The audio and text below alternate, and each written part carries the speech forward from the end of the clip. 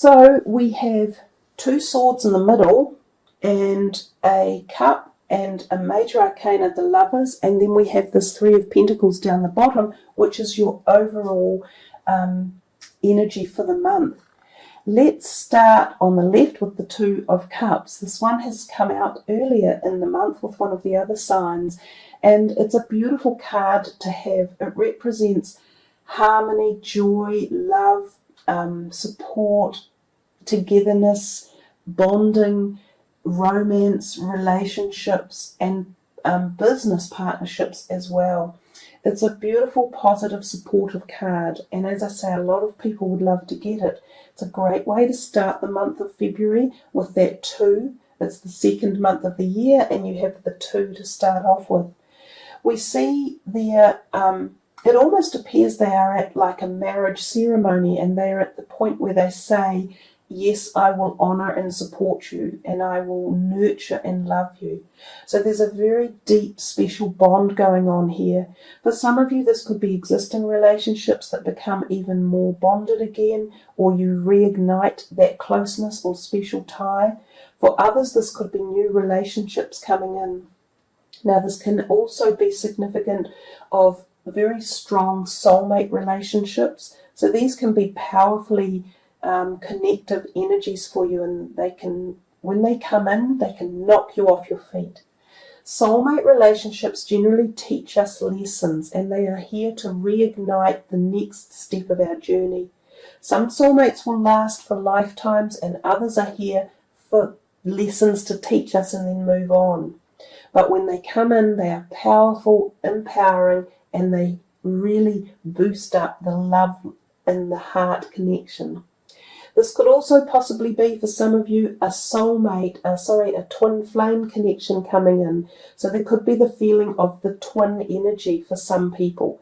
You would have to look a little bit more into twin energy. I could put a link below this for that. It's an unusual situation where it's very much a spiritual connection. The other things that the 2 of Cups can symbolise are partnerships within businesses as well. So there's a good possibility here, given too that you've got this 3 of coins down here, or pentacles, that there could be partnership, positivity, or some sort of liaison through there as well. We move to your next card, and we see the 7 of Swords, and he's also looking, these 2 here look like they're in combat zone. He's looking at him, and he's looking at him. So there's some conflagration going on here in the middle of your month. I'm going to zoom in there a little bit for you, because you might get a better feeling for those 2. They're giving off a little bit of energy. I don't like the 7 of Swords. I never have. I tend to think of him as a stealth operator, and often doing things underhand and hidden agenda. Now, when he's around, I always say to people, there's someone around you that you can't trust at the moment. Someone's doing something underhand, and you need to keep your guard up. You need to be aware. It could be something at work, it could be a colleague or a person at work, or it could be something to do with legal documentation. If you are signing things or documents or anything along those lines, be very careful that what you're signing is above board, and that it's being done fairly and legally in particular. Also, it's about your own behaviour too. Don't do anything underhand at this time, because you're likely to be caught. Think twice about doing anything that's not quite fair or honest or above board. The 7 of Swords, basically, you can see that guy there. He has 5 in his hand, and he's looking very guilty as he steals off, and he's looking back at the remaining 2. So he's taking something and trying to move into the future, but leaving part of it behind, and he's unsure if what he's doing is right.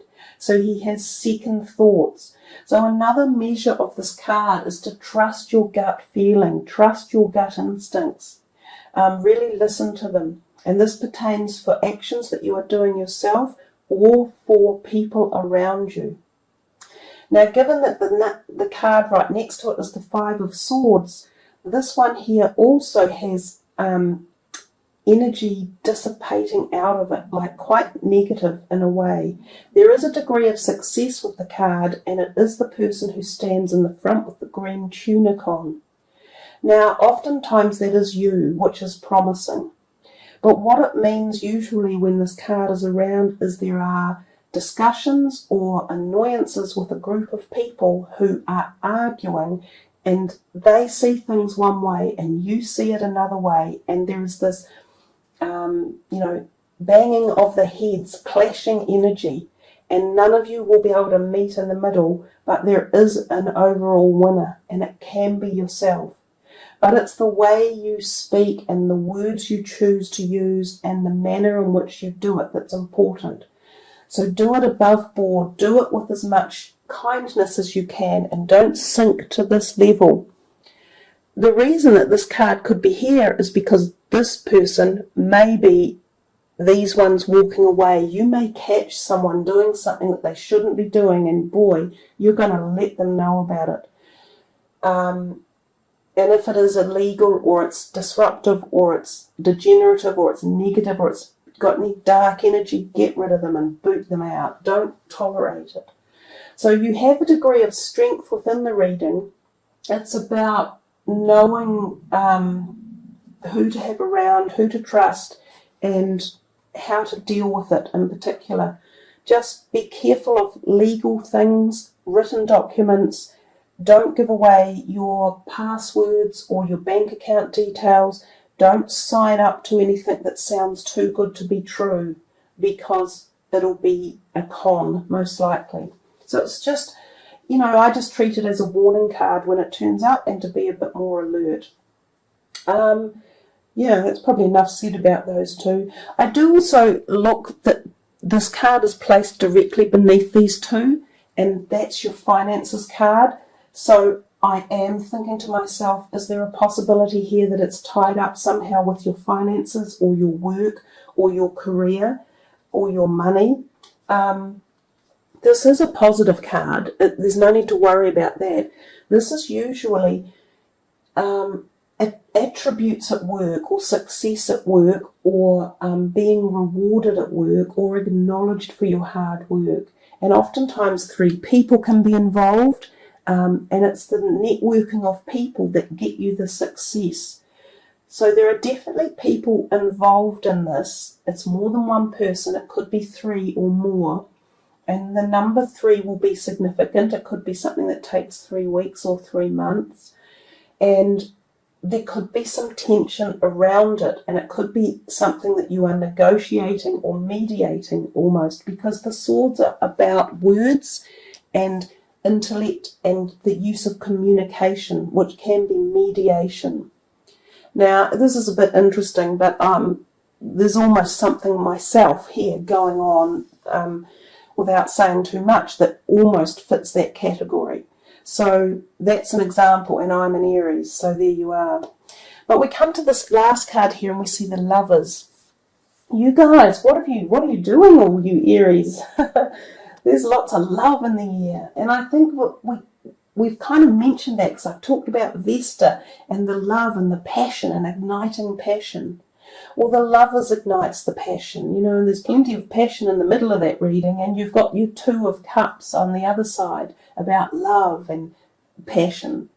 So with the Lovers card, again, it can be extremely intense relationships, so real soulmate, real heart connection. It will set you aflutter. It connects with your soul. The twin flame thing again pops up. Some of you are either going to find this new person and it's going to be like kabow, it's going to bowl you over, or others are just re-energizing the relationships that you have, and it will be taken to new heights. And again, the Lovers can also represent businesses, new business partnerships or allies. So there could be something here for you guys. These 2 cards and this could be representative of a new business structure or format coming your way as well.